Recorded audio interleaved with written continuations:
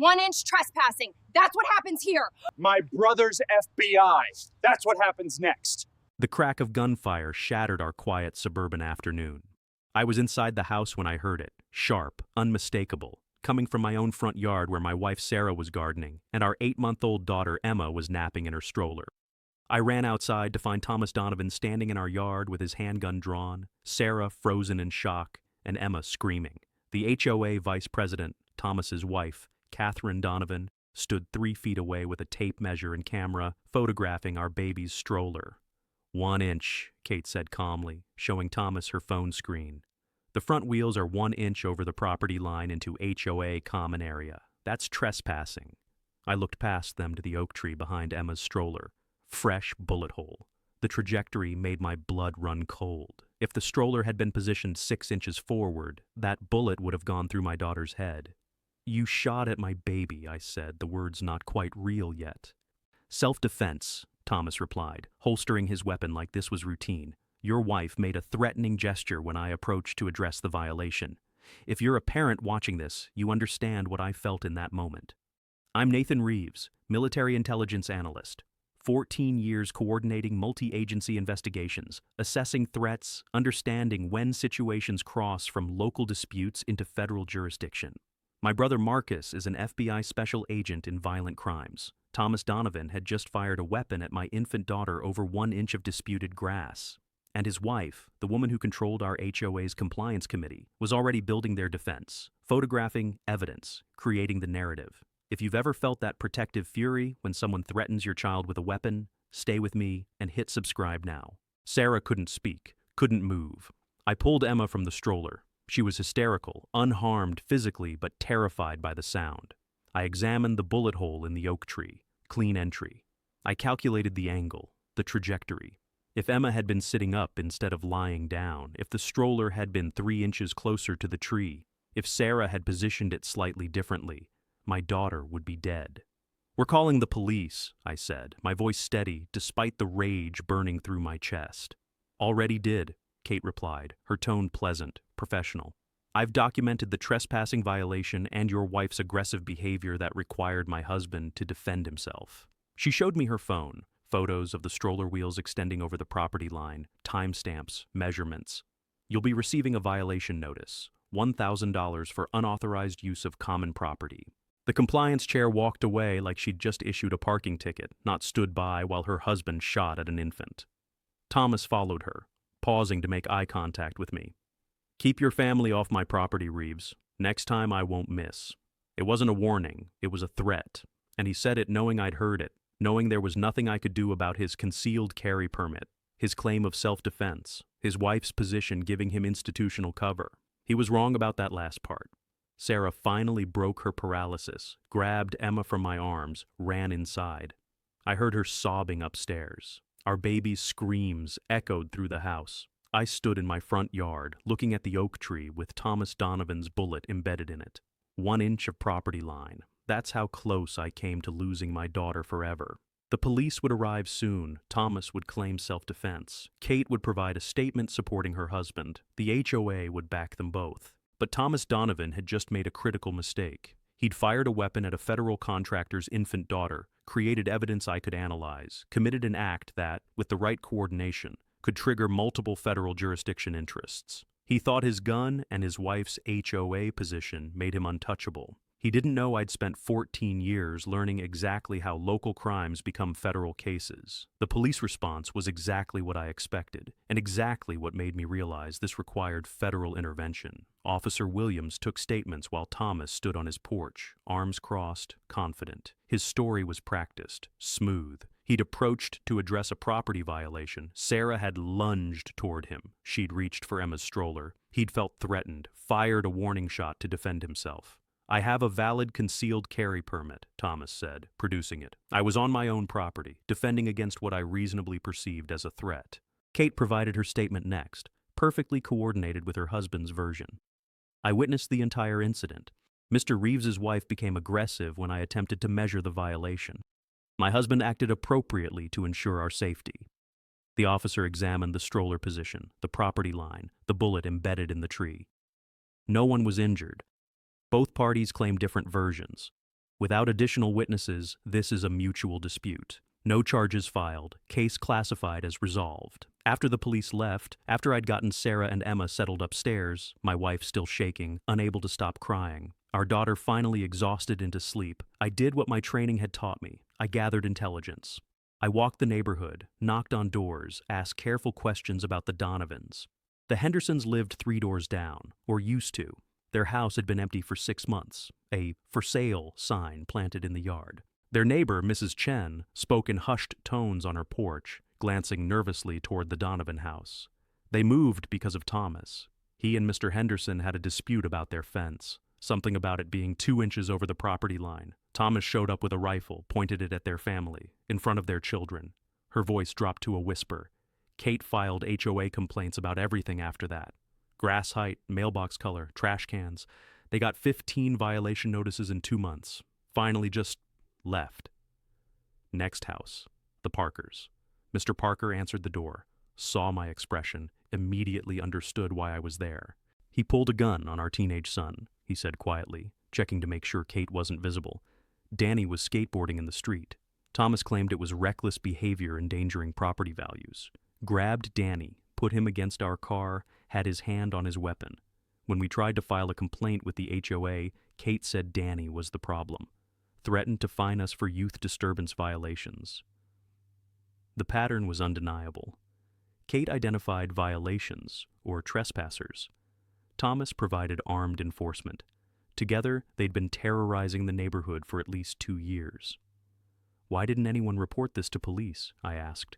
Mr. Parker's laugh was bitter. We did. Thomas has that permit. Claims self-defense every time. Kate backs him up, and then the HOA violations get worse. The Chens tried to fight back. They got hit with a special assessment, threatened with liens. Most people just stay quiet and hope they're not next. He pulled out his phone, showed me a group text thread. 47 neighbors. Messages going back 18 months. Thomas outside with AR-15, avoid the street. Kate doing property inspections, keep kids inside. Donovan's car gone, safe to use mailboxes. An entire community living in fear, coordinating movements to avoid an armed neighbor and his HOA official wife. I walked home through the quiet suburban streets, past manicured lawns and children's toys in yards, past the facade of safety that had attracted us to Meadowbrook Estates. The evening was peaceful, families having dinner, completely normal, except for the bullet hole in my oak tree, except for my wife upstairs, too traumatized to come near windows, except for the fact that my 8-month-old daughter had nearly been killed by a man who believed property lines justified lethal force. And the woman who controlled our HOA's compliance committee had stood there taking photographs while her husband fired at an infant. Thomas Donovan had a pattern. Kate enabled it. The local police couldn't, or wouldn't, stop it. But patterns of armed intimidation, especially when facilitated by someone in a position of authority, had a way of becoming very interesting to federal agencies. I pulled out my phone and scrolled to a contact I'd been avoiding. Marcus Reeves, FBI Special Agent, my brother. It was time to make a call. Robert Martinez appeared at my back door the next evening, just as the sun was setting. He was a large man in his 50s, his posture carrying the controlled tension of someone who'd spent decades in law enforcement. Mr. Reeves, I'm Robert Martinez. I live across the street. His eyes darted toward the Donovan house, then back to me. I'm on the HOA board. Secretary, but I was a cop, 25 years before I retired. His hands were shaking. I need to show you something, but I'm terrified of what happens if anyone knows I'm here. I led him onto my back porch, away from street view. He sat heavily, pulled a worn notebook from his jacket, and set it on the table between us like it was evidence in a murder case. I've been documenting everything for 18 months, he said, his voice barely audible. Every time Thomas pulled a weapon, every incident Kate covered up, every family he threatened. He opened the notebook with trembling fingers, pages of meticulous handwriting, dates, times, detailed descriptions. March 2023, Thomas Donovan brandished firearm during dispute with Henderson family over fence placement, threatened to shoot if they didn't remove fence. Kate Donovan filed HOA complaint against Hendersons for unauthorized structure. Family moved within 4 months. July 2023, Thomas Donovan grabbed teenager Daniel Parker, placed hand on holstered weapon, threatened him for skateboarding. Kate filed youth disturbance complaint against Parker family. November 2023. Thomas Donovan pulled gun on delivery driver who briefly blocked his driveway. Kate provided statement to police supporting husband's self-defense claim. Page after page, incident after incident. A systematic record of violence documented by someone who understood exactly what he was witnessing. "Why didn't you come forward before?" I asked, trying to keep judgment from my voice. Robert's hand shook harder, his jaw clenched. "Because I'm a coward!" The words came out broken. "I have 2 granddaughters who visit every weekend, 4 and 6 years old. They play in the yard, ride their bikes on the sidewalk. If I testified against Kate, against them, I know what happens next." He gestured toward the notebook. "I've watched it happen to everyone else who challenged them. You were a cop for 25 years. You know this is criminal." "I know," his voice cracked. "I know every goddamn thing Thomas Donovan does violates use of force protocols I spent my career enforcing. I know drawing a weapon to intimidate someone over a property dispute is assault. I know threatening children is felony menacing." Tears welled in his eyes. "I know all of it, and I've done nothing because I was afraid for my family." He pulled more papers from the notebook. Photographs. A bruise on the teenager's arm where Thomas had grabbed him. A screenshot of the neighborhood warning text thread. A dashcam video from the delivery driver incident showing Thomas approaching with hand on weapon. "But yesterday," Robert's voice dropped to a whisper, "he shot at your baby, Nathan, an 8-month-old child. I watched him fire that weapon from my window across the street. I saw Kate standing there with her camera, already building their defense." He looked up at me, the weight of 18 months of complicity crushing him. "If I keep staying silent, if I keep choosing my own safety over stopping this, what does that make me?" "It makes you human," I said. "Fear is a powerful thing. They've weaponized it against this entire community. I want to help you." His voice strengthened slightly, the cop training surfacing. "I'll testify. I'll provide these records. I'll tell everyone what I've witnessed and how Kate has been using her HOA position to protect her husband's violence." He paused, hands still trembling. "But I need you to promise me something." "What?" "That when this is over, my granddaughters will be safe. That Thomas will never be in a position to hurt children again." I thought about Emma's screams, about the bullet hole in the oak tree, about my 14 years coordinating investigations that brought federal resources to bear on threats local systems couldn't handle. "He won't be," I promised. "By the time I'm done, Thomas Donovan won't just lose his guns and his freedom. He'll face federal charges that follow him for the rest of his life." Robert nodded slowly, then slid the notebook across the table. "Then use this, all of it, because I can't carry it anymore." The conflicted witness had just become my most credible ally, a retired cop with documentation, training, and finally, courage. The certified letter from Catherine Donovan arrived 3 days after the shooting.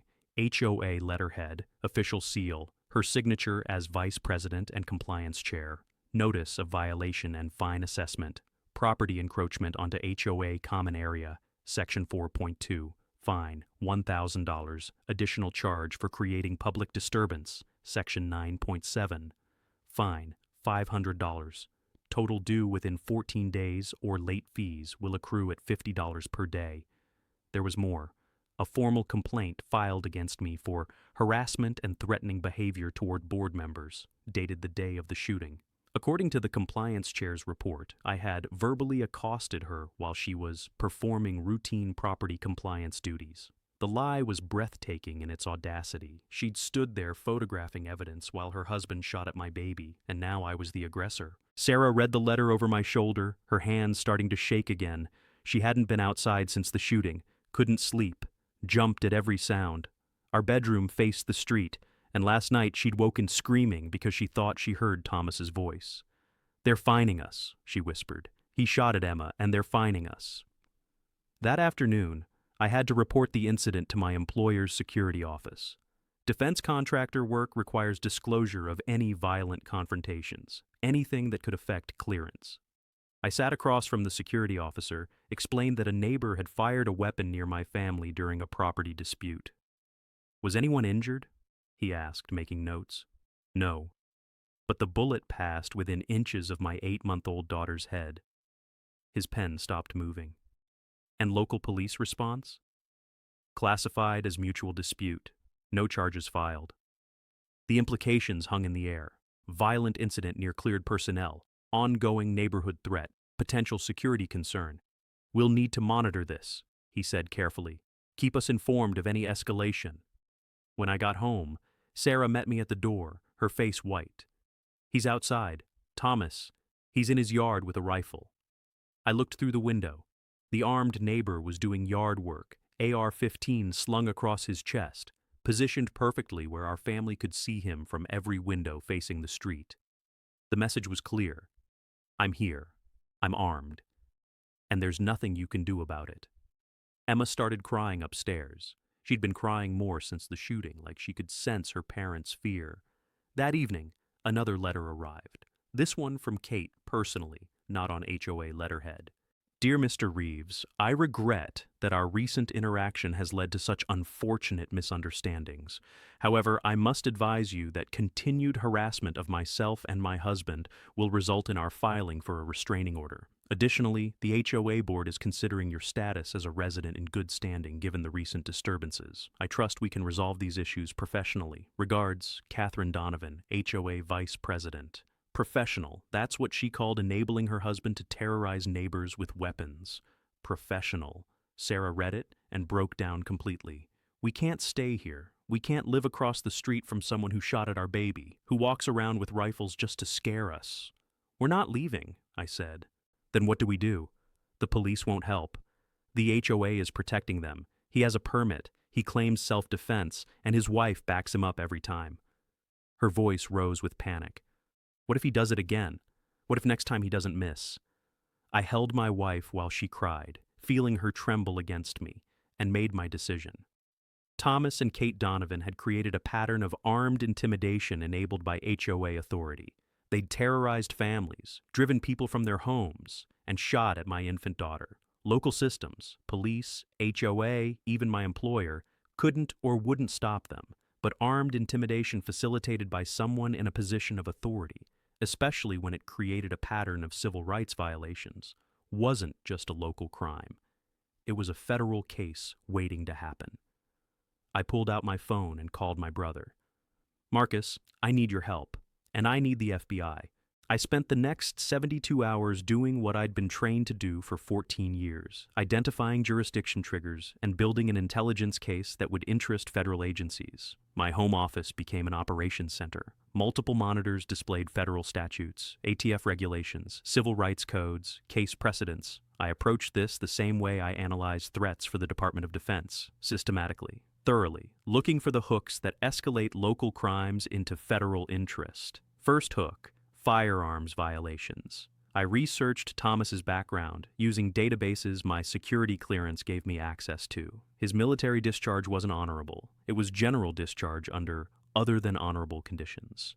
The reason buried in personnel records. Threatening a subordinate with a weapon during a training exercise. Under 18 U.S.C. 922G, anyone dishonorably discharged is prohibited from possessing firearms. Thomas's discharge wasn't technically dishonorable, but the underlying conduct, threatening with a weapon, created a disqualifying event he'd never disclosed on his concealed carry permit application. False statements on federal firearms documents, that alone was a federal felony. Second hook, civil rights violations. I pulled up 18 U.S.C. 242, deprivation of rights under color of law. The statute typically applied to government officials, but case law extended it to individuals acting under apparent authority. Kate's HOA position gave her official capacity. Her pattern of identifying violators, then her husband enforcing with weapons, created a conspiracy to deprive residents of their property rights and freedom of movement through armed intimidation.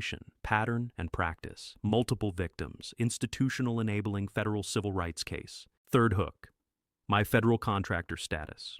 I held top secret clearance, worked on classified defense projects. Armed intimidation of federal personnel and their families created national security concerns, especially when the threat was ongoing and local authorities had failed to address it. I documented everything: the shooting incident, Robert's 18-month timeline, 3 families who'd fled, the neighborhood warning system, Kate's retaliatory HOA actions, Thomas's continued armed presence. Then I researched the property itself. The common area Kate claimed we'd trespassed on. I pulled original subdivision plats, developer bankruptcy records, title transfers. The land had never been properly conveyed to the HOA. The developer went bankrupt in 2010, and the common area transfer documents were never filed. According to county records, that strip of land was either still owned by the defunct development company or had reverted to adjacent property owners through abandonment. Kate's entire trespassing claim was based on property the HOA didn't legally own.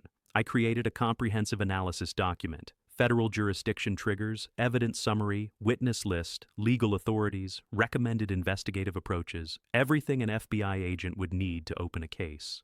At 2 a.m., I sat back and reviewed my work. What had started as a neighbor shooting at my baby over 1 inch of grass had revealed itself as a multi-jurisdictional federal case. Prohibited person illegally possessing firearms, false statements on federal documents, pattern of civil rights violations, conspiracy between HOA official and armed spouse, fraudulent property claims, ongoing threat to federal contractor's family. Local police saw a mutual dispute. I saw federal crimes spanning ATF jurisdiction, FBI Civil Rights Division, and potential involvement from my own agency's security office. Sarah appeared in the doorway, Emma in her arms.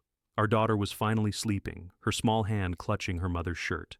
"Did you find something?" Sarah asked quietly. "I found everything," I said. "Thomas thinks his concealed carry permit and Kate's HOA position make them untouchable. But they've been committing federal crimes for 2 years. They just didn't know it." "What happens now?"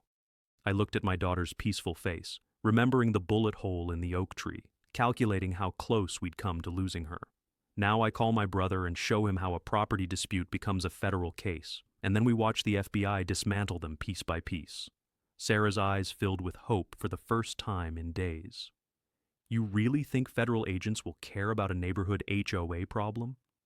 "They will when I show them it's not an HOA problem. It's armed domestic terrorism, enabled by institutional authority, and that's exactly what the FBI was created to stop." Marcus Reeves arrived at my house at 7 p.m. on a Thursday, still wearing his FBI credentials clipped to his belt. We hadn't seen each other in 6 months. He'd been working a major case in Chicago, but the moment he saw my face, his expression shifted into the focused intensity I recognized from our childhood. Big brother protection mode. Sarah let him in, holding Emma protectively. My daughter had finally stopped flinching at loud noises, but the trauma lingered in how tightly she clung to her mother. "Show me," Marcus said simply. I spread everything across the dining room table: the police report, photographs of the bullet hole in the oak tree, Robert's notebook with 18 months of documented incidents, the neighborhood warning text thread, Kate's violation notices and threatening letters, my analysis of federal jurisdiction triggers, Thomas's military discharge records showing the disqualifying weapons incident.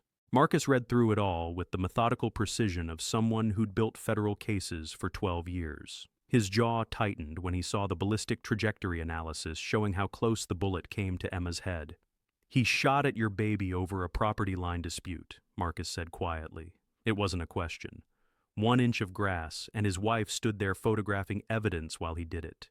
"The HOA vice president," Marcus tapped Kate's violation notice. "She's been using her position to identify targets. Then he provides armed enforcement. Pattern of conspiracy." He looked up at me. "You built a federal case. I built the framework. You have the authority to execute it." Marcus pulled out his phone, scrolled through his contacts. "This isn't just my jurisdiction. This needs ATF for the firearms violations, maybe Civil Rights Division for the pattern evidence." He paused. "And given your clearance level, your security office might want federal involvement to ensure there's no ongoing threat to cleared personnel." "Already reported it to them. They're monitoring." "Good." Marcus made several calls, speaking in the clipped professional tone that meant wheels were turning. When he finished, he looked at Sarah, who'd been listening silently. "Mrs. Reeves, I need to ask you some difficult questions about what you witnessed during the shooting." Sarah's hands trembled, but she nodded. He didn't fire a warning shot. He aimed at the stroller. I saw his face. He was angry about the property line, and he just aimed and fired. Her voice broke. "Emma was sleeping right there. If I'd positioned the stroller 6 inches differently—" "But you didn't," Marcus said gently. "She's safe. And now we're going to make sure Thomas Donovan never has access to a weapon again. He turned to me. I'm opening an official investigation, federal civil rights violations, conspiracy, and I'll coordinate with ATF on the firearms charges. But Nathan, you need to understand what happens next. Federal investigation means interviews, warrants, possibly months of building the case. How long before he's disarmed? Sarah asked, fear sharp in her voice. He's still out there with his rifles, walking around in front of our house. ATF can move fast on prohibited person violations once I share these discharge records, Marcus replied. If he's illegally possessing weapons, they can execute a seizure warrant within days. That night, after Marcus left, Sarah finally asked the question I knew had been haunting her. What if this makes them angry? What if Thomas finds out you're bringing the FBI in and he comes back with his gun? I pulled her close, feeling Emma between us.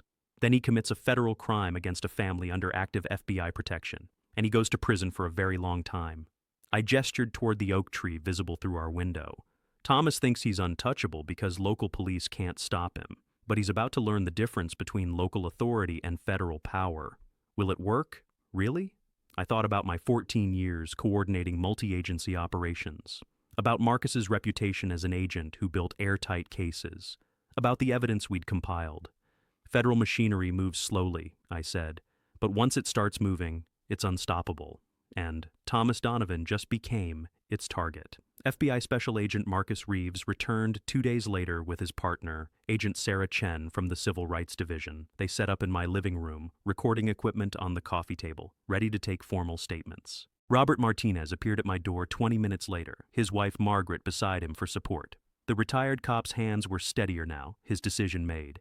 I'm ready to testify, he said, about everything. Marcus gestured to the couch. Mr. Martinez, I understand you're a retired police officer and current HOA board member. Is that correct? 25 years with the department, retired 2019. I've been on the Meadowbrook Estates board for 3 years. Secretary position. Robert pulled out his worn notebook, set it between them, like evidence. And I've been documenting Thomas Donovan's criminal activity for 18 months. Agent Chen leaned forward. Why didn't you report this to local authorities as it was happening? Robert's jaw clenched. Because I was afraid. Because I watched what happened to families who challenged them. And because I'm ashamed to say it, I chose my family's safety over doing what was right. He opened the notebook. But I can't do that anymore. Not after he shot at an infant. For the next 2 hours, Robert walked the federal agents through his documentation.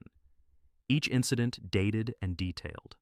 The Henderson family's fence dispute, Thomas approaching with AR-15, threatening to shoot if they didn't remove the fence, Kate filing HOA complaints the next day, burying the family in violations until they sold and moved, the teenager grabbed and threatened, the delivery driver confronted at gunpoint, the elderly couple intimidated during a mailbox inspection. Here's what you need to understand, Robert said, his cop training surfacing. This isn't random violence. It's a coordinated pattern. Kate identifies violations or trespassers, real or fabricated. She calls Thomas. He shows up armed, claims he's defending property or responding to threats. She backs up his story, uses her HOA authority to legitimize it. He pulled out photographs. I documented this because I knew what I was seeing. Conspiracy to deprive residents of their civil rights through armed intimidation. Marcus exchanged glances with Agent Chen.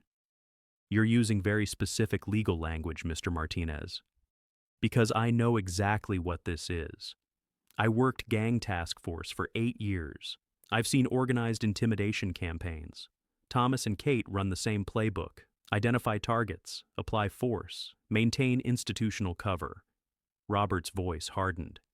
The only difference is they're doing it in a suburban HOA instead of a criminal enterprise.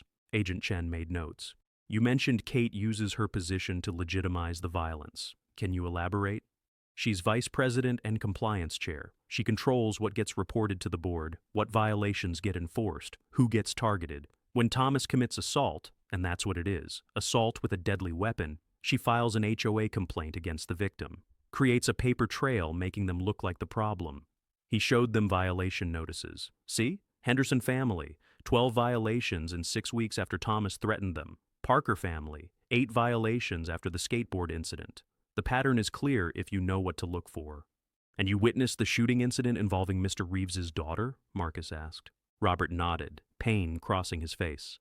From my window, I saw Kate measuring the property line, photographing the stroller, saw Thomas approach, saw him draw his weapon and fire.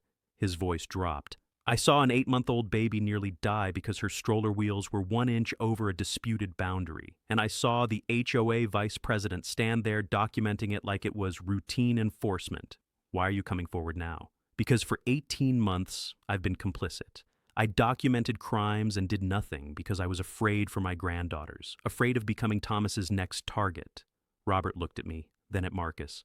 But silence enables violence, and I won't be the retired cop who watched a baby almost get murdered and said nothing. Margaret squeezed her husband's hand. We know this means we might have to move, that they'll retaliate, but we can't live with ourselves if we don't do what's right. Marcus stood, offered his hand to Robert. Mr. Martinez, your testimony and documentation just turned this from a single incident into a federal civil rights case with pattern evidence. Thank you. Robert shook his hand. Just promise me Thomas loses those guns, permanently. I promise, Marcus said. By the time we're done, he won't just lose his weapons. He'll lose his freedom. Over the next 2 weeks, I watched federal machinery engage with the precision I recognized from my intelligence work. Marcus coordinated what he called a multi-agency task force, FBI, ATF, and the county DA's office under federal oversight. My role shifted from victim to intelligence analyst. Marcus asked me to compile a comprehensive timeline using the skills I'd developed coordinating Department of Defense investigations. I created a multi-layered analysis, chronological incident log, pattern recognition charts, jurisdictional trigger points, evidence authentication protocols. Agent Chen from Civil Rights Division focused on the conspiracy angle. She interviewed the 3 families who'd fled Meadowbrook Estates after Donovan confrontations. Each story followed the same playbook. Kate identified a violation. Thomas appeared with weapons. Victims were terrorized into compliance or departure, and the HOA vice president used her authority to make it look legitimate. This is textbook deprivation of rights under color of law, Chen told Marcus during a briefing at my house. Catherine Donovan uses her official position to facilitate her husband's violence. That's federal conspiracy. ATF agent Rodriguez worked the firearms angle. Thomas's military discharge records showed the disqualifying incident, threatening a subordinate with a loaded weapon during training. He'd never disclosed this on his concealed carry permit application. False statement on ATF Form 4473, Rodriguez said, reviewing the documents I'd obtained. That's a federal felony right there. 5 years mandatory minimum. He examined Thomas's permit application, and he's been carrying concealed for 6 years based on fraudulent paperwork. But the real breakthrough came when Rodriguez cross-referenced Thomas's weapons purchases. 8 firearms registered to his name. 4 handguns, 3 rifles, 1 shotgun. All purchased after the disqualifying military incident. Prohibited person in possession of firearms, Rodriguez said with satisfaction. We can execute a seizure warrant immediately. Marcus coordinated with the county DA, who'd initially dismissed the shooting as a mutual dispute. Federal scrutiny changed that calculation quickly. We're reopening the case, the DA told Marcus over speakerphone. Aggravated assault with a deadly weapon, reckless endangerment of a child, criminal threatening. If the feds are building a case, I want state charges ready to file. I worked from my home office, coordinating evidence flow between agencies the way I coordinated intelligence assessments for defense contractors. Sarah, seeing federal agents coming and going from our house, finally started to relax. Emma was sleeping better, though she still wouldn't go near the front yard. They're really going to arrest him? Sarah asked one evening, watching me organize case files. ATF executes the warrant this week. Federal firearms charges. Then FBI moves on civil rights violations. I showed her the timeline. State charges follow. By the time all agencies are done, Thomas faces 8 to 12 years in federal and state prison. What about her? Kate? Conspiracy charges. She enabled every incident, used her HOA position to provide cover and retaliate against victims. Agent Chen says she's building a case that Kate was an active participant, not just a bystander. That night, Robert called. The HOA's insurance carrier just sent a letter to the board. They've been monitoring the federal investigation. They're demanding Kate resign or they'll cancel our liability coverage. Why? Because if she's charged with conspiracy to violate civil rights while acting as an HOA official, the association becomes liable. Insurance doesn't cover intentional criminal acts by board members. He paused. The other board members are panicking. They want her gone before we lose coverage and face personal liability. I thought about Kate's violation notices, her threatening letters, her smug confidence that HOA authority protected her. Tell them to wait, I said. Let the feds make the first move. When ATF shows up to arrest Thomas and seize his weapons, the insurance pressure will do the rest. When does that happen? Marcus says ATF executes the warrant Friday morning, 6 a.m. 3 days. In 3 days, Thomas Donovan would learn that concealed carry permits don't protect you when you're a prohibited person committing federal crimes.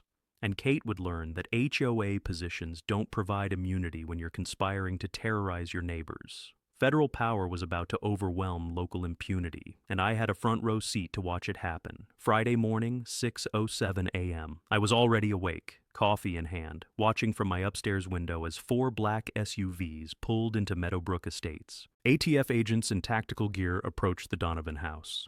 Marcus was with them, along with Agent Rodriguez and 6 other federal officers. They had a warrant. I'd seen the paperwork yesterday. Search and seizure for illegal firearms possession by prohibited person. Sarah stood beside me, Emma sleeping in her arms. Is this really happening? Thomas answered his door in a t-shirt and sweatpants, confusion turning to anger as Agent Rodriguez presented the warrant.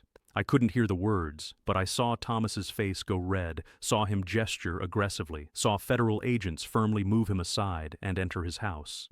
Kate appeared in the doorway, her phone already out, already trying to document and control the narrative like she'd done with every other confrontation. It didn't matter. Federal warrants don't care about HOA authority. Agents emerged carrying weapons. The AR-15 Thomas had displayed in his yard. Multiple handguns, rifles, ammunition boxes, everything cataloged, photographed, seized as evidence. Thomas was placed in handcuffs. I heard his voice carry across the street. I have a permit. This is illegal search and seizure. Your permit was obtained through false statements, Agent Rodriguez said clearly. You're a prohibited person under federal law. You've been illegally possessing firearms for 6 years. Kate's face went white as she watched her husband being led to a federal vehicle. She tried to follow, but Agent Chen stepped forward, holding a document. Catherine Donovan, I'm Special Agent Sarah Chen, FBI Civil Rights Division. This is a federal subpoena compelling your testimony in an ongoing investigation into conspiracy to deprive persons of their civil rights. She handed the compliance chair the papers. You're not under arrest, but you are required to appear for questioning regarding your role in facilitating your husband's pattern of armed intimidation. The woman who'd stood calmly photographing evidence while her husband shot at my baby now looked genuinely afraid for the first time. Neighbors emerged from houses, watching. The Chens, the Parkers, families who'd lived in fear for 2 years, now witnessing federal agents dismantle their tormentors. By 8 a.m., the Donovan house was empty. Thomas taken for arraignment on federal firearms charges. Kate served with her subpoena, 8 weapons seized and cataloged as evidence. My phone rang. Robert Martinez. The HOA's insurance carrier just sent an emergency ultimatum, he said. Kate must resign from all positions within 48 hours, or they cancel our coverage effective immediately. He paused. They're not waiting for charges to be filed. Federal investigation is enough. What did the other board members say? They're calling an emergency meeting for tomorrow. They want her gone before we lose insurance and face personal liability. His voice carried grim satisfaction. 2 years she's been untouchable. Federal agents show up for one morning and suddenly everyone remembers they have spines. That afternoon, the county DA's office called me directly. Mr. Reeves, we're filing state charges against Thomas Donovan, aggravated assault with a deadly weapon, reckless endangerment of a child, criminal threatening. The DA's voice was carefully professional. The federal investigation made clear we should have pursued this from the beginning. Federal pressure forcing local accountability, exactly as I'd planned. Sarah watched news coverage that evening, local stations running stories about suburban HOA official's husband arrested on federal firearms charges, Thomas's mugshot displayed on screen, Kate's name mentioned as person of interest in related civil rights investigation. It's really over? Sarah asked quietly. Thomas is facing federal charges with mandatory minimum sentencing. Kate's going to be forced out of the HOA and likely charged with conspiracy. Their pattern of terrorizing neighbors is now evidence in a federal case. I looked at Emma, finally sleeping peacefully. The shooting part is over. Now comes the justice part. And federal justice, I knew from experience, was thorough, methodical, and inescapable. Thomas and Catherine Donovan were about to learn that lesson in the hardest way possible. The emergency HOA board meeting was scheduled for Saturday evening, but by Saturday morning, Meadowbrook Estates had transformed into something I'd never seen before, a community finding its voice. It started with the Chens. They put up a doorbell camera video they'd been too afraid to share. Thomas confronting a delivery driver with his hand on his holstered weapon, the driver backing away with hands raised. Posted it to the neighborhood Facebook group with a simple caption, "This is what we've been living with. No more silence." Then the Parkers shared their son's story. Photos of the bruises where Thomas had grabbed him. The police report that went nowhere. The 8 HOA violations Kate filed against them in the following month. By noon, 17 families had posted their own stories. Weapons brandished, threats made. HOA retaliation coordinated by the vice president to protect her husband. My phone rang constantly. Neighbors I'd barely spoken to calling to thank me, to apologize for not standing up sooner, to ask if they could testify. "We were all so scared," Mrs. Chen said when she called. "But watching federal agents arrest him, seeing those weapons taken away, it's like we can finally breathe." The emergency meeting was scheduled for 7 p.m. at the community center. By 6:30, the parking lot was full. By 6:45, people were standing in the back. 142 families out of 178. Unprecedented attendance. Robert Martinez opened the meeting, his voice steady with former cop authority. "We're here to address the status of Vice President Catherine Donovan in light of recent federal investigations and insurance carrier demands." Kate sat in the front row, her attorney beside her. She looked smaller somehow, without Thomas's armed presence backing her up. She tried to speak, claiming this was all a misunderstanding and politically motivated. Nobody was listening anymore. The insurance carrier's representative stood next. Professional, clinical, devastating. "Your liability coverage requires immediate action. Catherine Donovan is named in an active FBI civil rights investigation. Her husband faces federal firearms charges stemming from incidents where she held an official HOA position. Our underwriters have determined this creates unacceptable risk." He paused. "Ms. Donovan must resign from all HOA positions within 24 hours, or your coverage terminates Monday morning." "How much would we be liable for without coverage?" someone asked. "Current legal exposure from pending federal investigation and potential civil lawsuits. Estimated at $1.2 million. Divided among all homeowners, approximately $6,700 per household." The room erupted. Families who'd stayed silent for years suddenly found plenty to say about Kate's reign as compliance chair. Then Robert did something I didn't expect. He stood, pulled out his notebook, and addressed the entire community. "I'm a retired police officer. For 18 months, I documented Thomas Donovan's criminal activity and Kate's role in enabling it. I stayed silent because I was afraid, because I watched what happened to families who challenged them." His voice carried the weight of confession. "I was complicit through my silence, but I provided this documentation to the FBI, and I testified to federal agents about what I witnessed." He opened the notebook, read entries aloud. Dates. Incidents. The pattern laid bare for everyone to hear. Kate knew what her husband was doing. She used her position to identify targets, to legitimize his violence, to retaliate against victims. She didn't just enable assault. She actively participated in a conspiracy to terrorize this community. The room was silent. I asked this board and this community to vote for her immediate removal, not because the insurance demands it, but because it's what we should have done 2 years ago. Kate's attorney tried to object, threatened lawsuits, claimed this was a kangaroo court. Robert looked at him calmly. "We're not a court. We're a community that's done being terrorized. The actual courts, federal courts, will handle the criminal charges. We're just exercising our right to remove a board member who violated every principle of leadership." The vote was called. 138 votes for immediate removal, 4 against. Kate Donovan, The woman who'd controlled our neighborhood through fear and her husband's weapons was stripped of all authority by overwhelming Democratic action. She left the community center in silence, her attorney beside her, federal subpoena in her purse, her protection gone. Outside, neighbors gathered in small groups, talking freely for the first time in years. Sarah stood with Emma, surrounded by other mothers who'd been too afraid to let their children play outside. "Is it really over?" one of them asked. I looked at the community center, at families emerging without fear, at the space where federal intervention had created room for local courage. "The dangerous part is over," I said. "Now we rebuild." 3 months later, I sat in a federal courtroom watching Thomas Donovan's trial. Sarah beside me, Emma, now 11 months old, with my mother at home. My wife was stronger now, therapy helping, though she still avoided our front yard. The prosecution was methodical, devastating. Assistant U.S. Attorney Michael Harrison presented the case with the precision of someone who knew he had overwhelming evidence.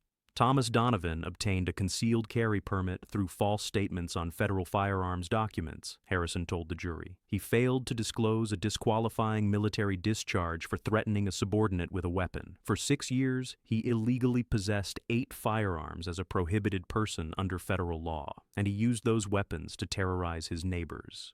ATF agent Rodriguez testified first, walking the jury through Thomas's military records. The incident that led to his discharge, pointing a loaded sidearm at a junior officer during an argument. The discharge paperwork clearly marking it as weapons-related misconduct. Then the permit application. Question 11. Have you ever been discharged from the armed forces under dishonorable conditions?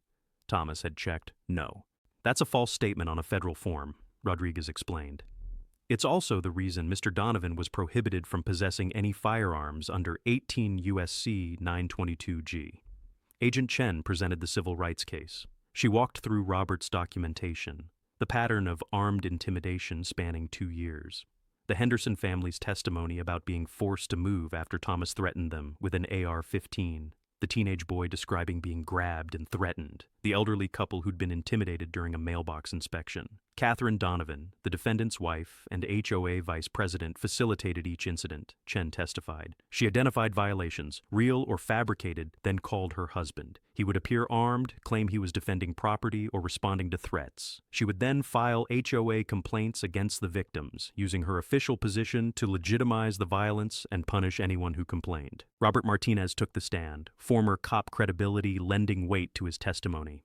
I documented 18 months of criminal conduct. Every time Thomas Donovan brandished a weapon during an HOA dispute, his wife used her board position to protect him and retaliate against victims. It was coordinated, systematic intimidation. Then came my testimony. I walked the jury through the shooting, Sarah gardening, Emma sleeping in her stroller, the 1-inch property line dispute, Kate measuring with her tape, already preparing her documentation, Thomas appearing with his handgun. He aimed at the stroller and fired, I said, keeping my voice steady. My 8-month-old daughter was sleeping where that bullet passed, 3 inches different and she'd be dead. The prosecutor showed photos, the bullet hole in the oak tree, the trajectory analysis, Emma's stroller positioned in the yard. And what did Catherine Donovan do while her husband shot at your infant daughter? Harrison asked. She photographed the stroller position, started writing a violation notice.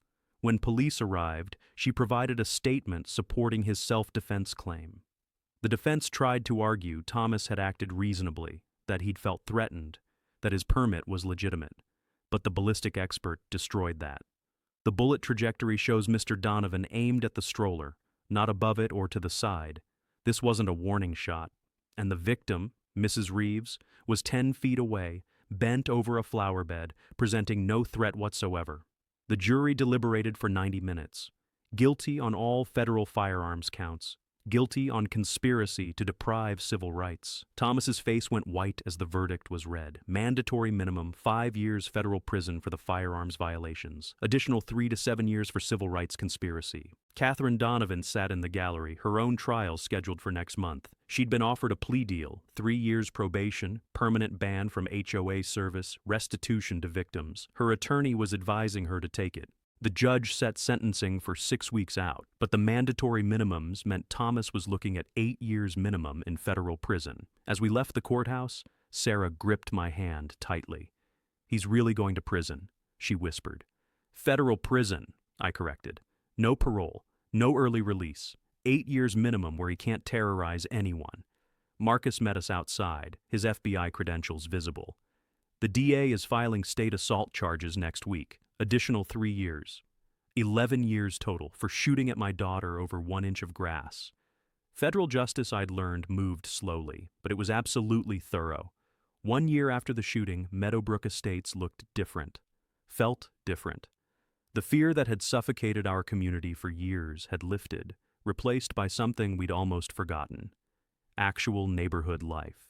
Thomas Donovan was serving 11 years in federal prison, 8 for firearms violations and civil rights conspiracy, 3 more for state assault charges. No parole, no early release. Federal sentences don't negotiate.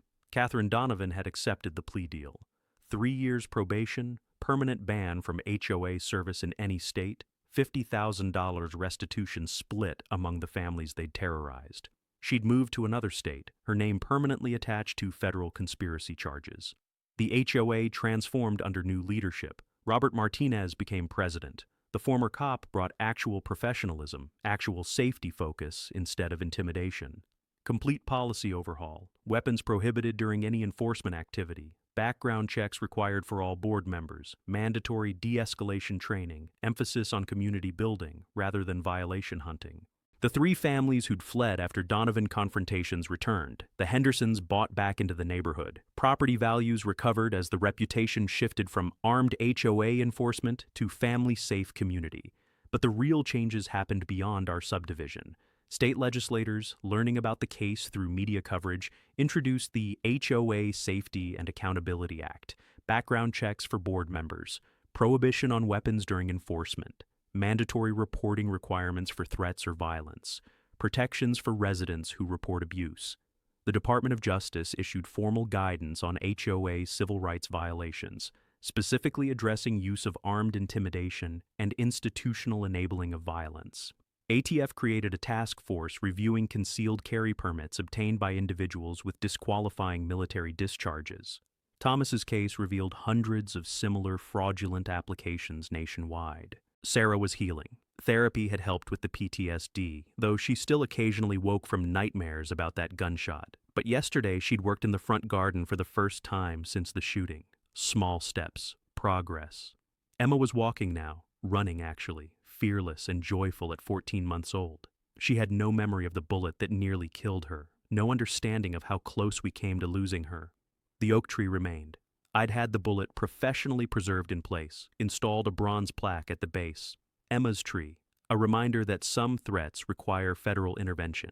When local systems fail to protect families, federal justice ensures accountability. Today was Emma's first birthday party. Neighbors gathered in our yard, parents who'd lived in fear, children who could finally play outside freely. Robert brought his granddaughters. The Chens brought their delivery driver friend who'd been threatened at gunpoint. The Parkers' teenage son, no longer afraid to skateboard in his own neighborhood. Marcus came, his FBI credentials tucked away, just Uncle Marcus today. He brought Emma a stuffed agent teddy bear wearing a tiny FBI jacket. "She's the reason we built that federal case," he said quietly, watching Emma play. When I saw how close that bullet came to her head, I knew this wasn't just about one shooting. It was about breaking a pattern of terror that local systems couldn't stop. I looked at the oak tree, at the memorial plaque, at my daughter playing safely where she'd nearly died. 1 inch of disputed property line. That's what Thomas and Catherine Donovan believed justified shooting at an infant. They'd learned, through federal prosecution, mandatory prison time, and permanent legal consequences, that HOA authority doesn't shield you from federal crimes, and concealed carry permits don't protect prohibited persons. If you've ever felt powerless when someone threatened your family, share this story. Hit subscribe for more stories of parents who used every resource to fight back, and won. Drop a comment telling me where you're watching from. Because the fight isn't just about one family or one subdivision. It's about understanding that when local systems fail, federal intervention can restore safety.